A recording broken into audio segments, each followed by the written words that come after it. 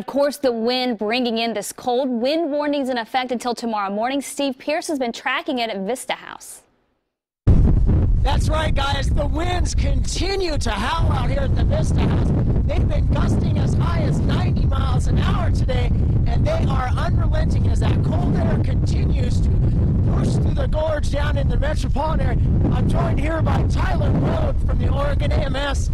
Tyler, you've been here before. How would you describe today versus other times? It's a lot gustier tonight, and now that the sun's set, it's getting cold out here.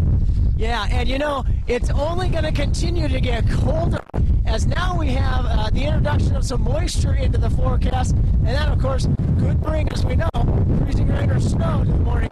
Let's toss it back to the guys down in Portland. All right. We could hear you there, Steve, through the wind, and we've got Steve anchored down so he doesn't blow all the way to Cannon Beach. Now, we're getting ready for snow and ice, the possibility. But many people are still trying to clean up from damage done by those heavy winds. It's crazy. Cor Harlan tonight is in Clark County, where wind and the threat of falling trees is keeping some roads still closed today. Cor.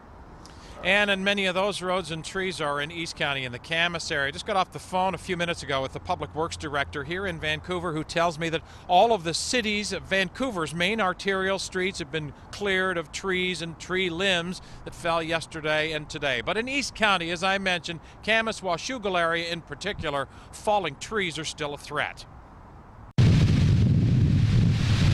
Wind flew through the treetops for a second straight day in the hills of East Clark County.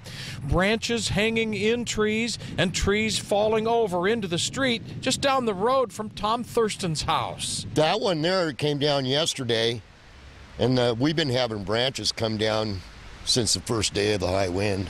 For anyone hoping that the wind would die down sometime today, it's not yet reality here in Lake Boulevard. This is Northwest Lake Road above Lacamas Lake.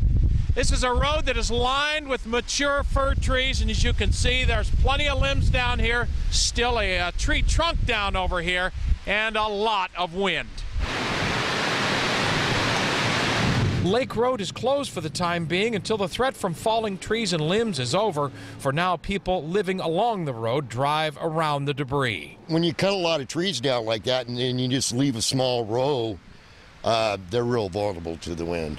In other locations away from the gorge, winds subsided slightly, but there's still many more trees down than there are people to clean them up. A huge limb fell from a mature pine tree into the front yard of this Vancouver home. Wind blew over trees at the Washington State School for the Deaf as well.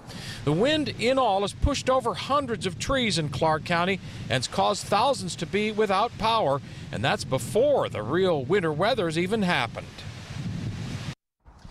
And Clark Public Utilities has gotten most of the electricity on. A check of the outage list here just a few minutes ago suggests that there may be 300-400 people in the immediate Vancouver area who remain without power, but that's down from 22,000 yesterday. And who knows what tomorrow will bring. The de-icing trucks here in the city of Vancouver will be back out on the streets here beginning right around sundown. They'll be working to try and get as much of that de-icer on the pavement before the precipitation arrives tomorrow.